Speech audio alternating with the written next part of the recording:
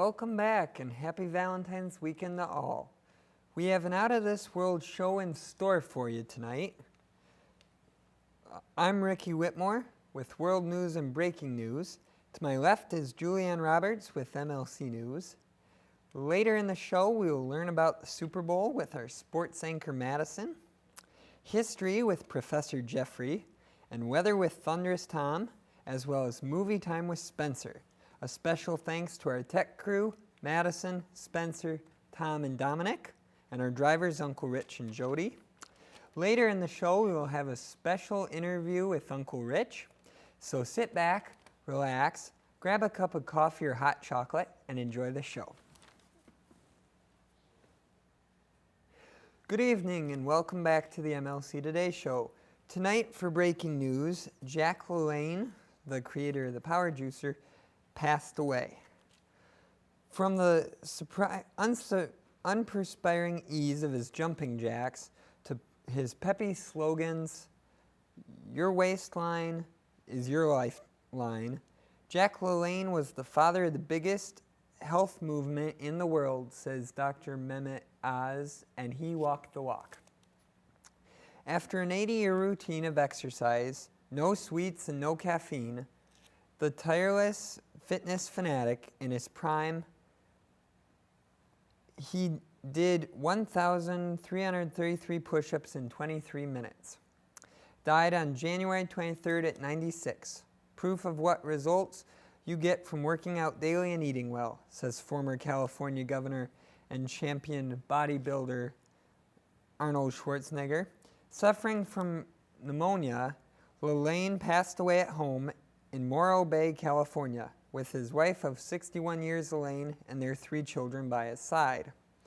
"I sang If You Were the Only Boy in the World," says Elaine. He smiled. After a troubled childhood, LaLanne was inspired by nutritionists to pursue a life dedicated to fitness. He opened his first gym in his early 20s. In the 1950s, debuted his own exercise show. Debuted the exercise show that made him a TV star. He'd go on to launch a gym chain as well as vitamins and juicers. He also became known for pulling off amazing feats of strength like swimming while handcuffed and pulling a 1,000-pound boat as he did at age 60. Inactivity is the killer, he said, and remember, it's never too late. And on to world news. This just in, Egyptian official Mubarak to step down, transfer authority to armed forces. President Hosni Mubarak will step down shortly and transfer authority to the Egyptian Higher Council of the Armed Forces. A senior Egyptian official confirmed to Fox News today. The group is comprised of the Minister of Defense, Field Marshal Hussein Tantawi, who stands atop the military hierarchy, along with the military's chief of staff, the chief of operations, and commanders of the Army, Navy, Air Force, and Air Defenses. The source pointed out that the transfer of power will occur outside of the constitutional framework because under the Egyptian constitution, Mubarak's resignation ordinarily would mean that the Speaker of the House would become president and elections would be held within 60 days. In this case, the military council will not be governing under the Constitution or any legislation, the source noted, so they will have to define the format under which they are taking power. The source did not know how long the military would reign or what mechanism or timetable would be put in place to end the military's administration of power, but said that when the transfer of power from Mubarak does happen, they will presumably indicate the direction of the country. The source drew panels with the army coup of 1952 and the removal of King Farouk, noting that it took 6 months before the monarchy was dissolved and the modern republic formed. The source said this marks a moment of grave magnitude for the national security of Egypt. The official said he doubted that Mubarak would be prosecuted after leaving office. No specific allegations of wrongdoing have been made against him, said the source, adding that if any allegations surface later on, it would be a judicial function to resolve them. The source predicted without certainty that Mubarak will retire to Sharm el-Sheikh and lead an isolated existence. Now over to Julianne with MLC News. Mine is about the family weekend with the MLC News. All of the MLC and the graduate living students had a blast last weekend with their family.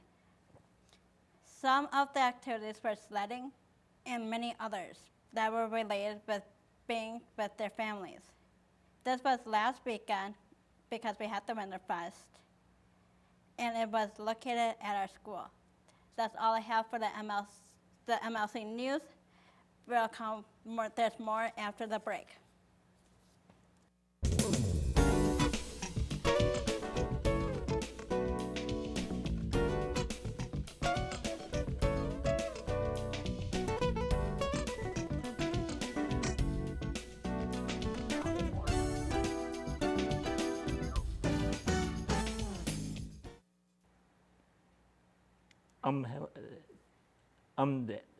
I can't speak today.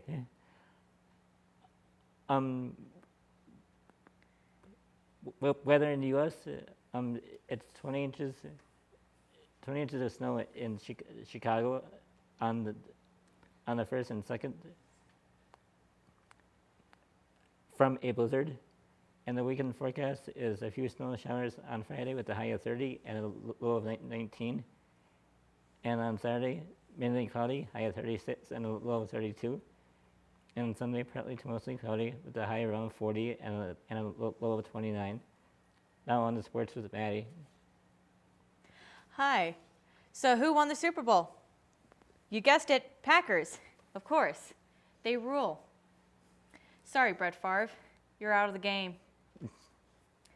Aaron Rodgers at long last casts his own shadow.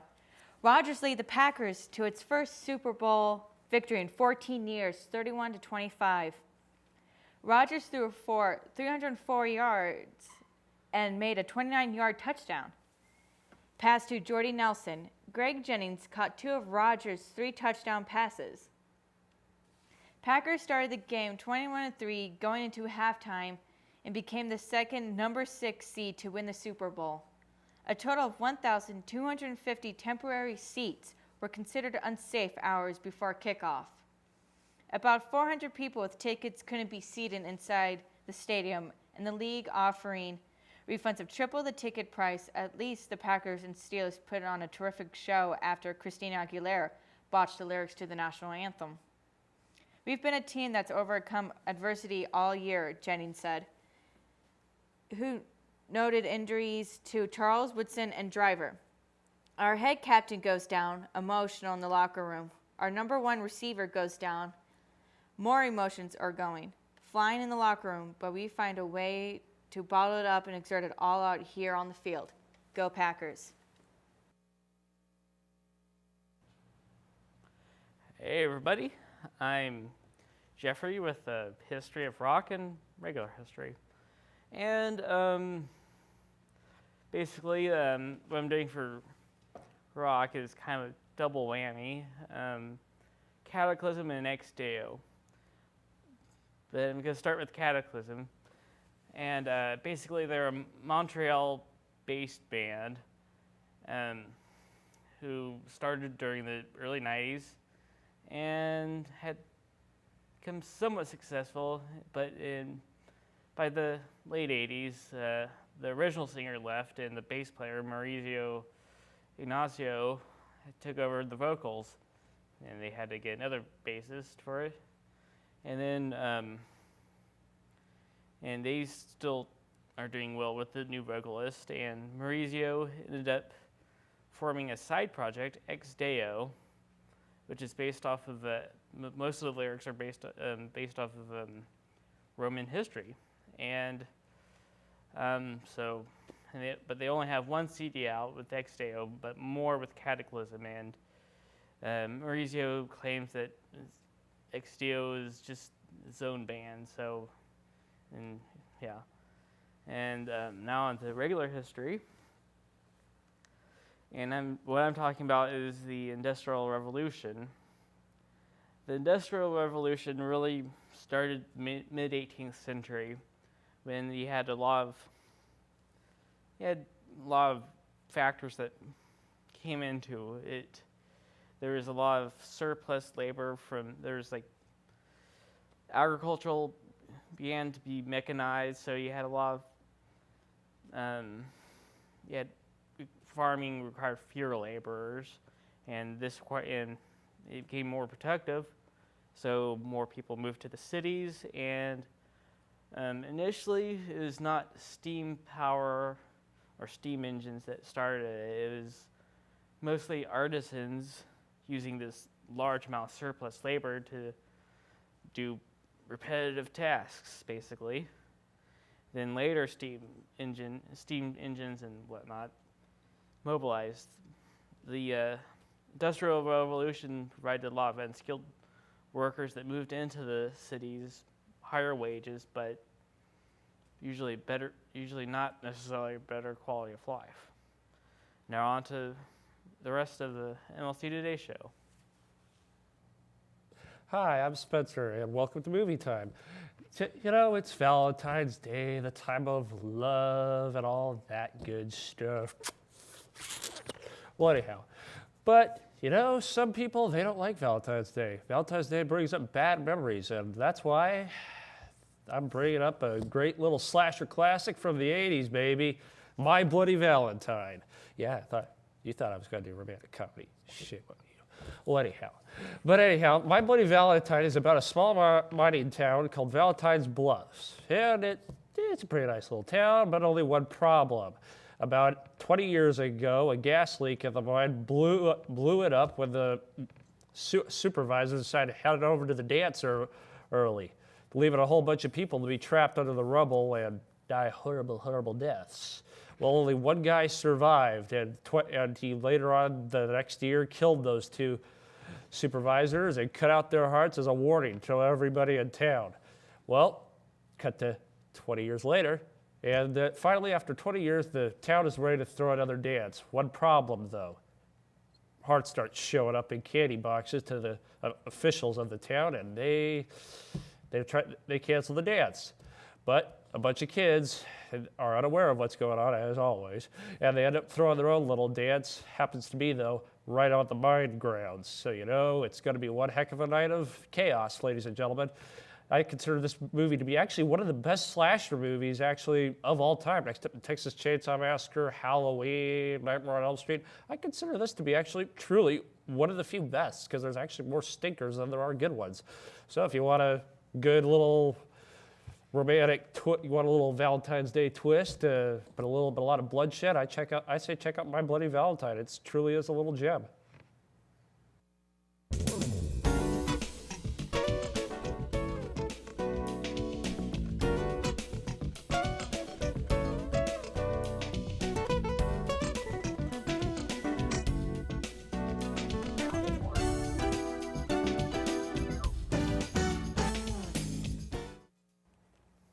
Welcome back to the MLC Today Show. Tonight our guest is Uncle Rich from MLC. Uncle Rich, thanks for joining me tonight. How you doing, Ricky? Thanks for joining me. All right. Question 1. If you could be any character from a children's storybook, who would you choose to be and why? I didn't read children's storybooks, but I do remember one. I don't remember the character, but there was a dog in it called Angus McAngus.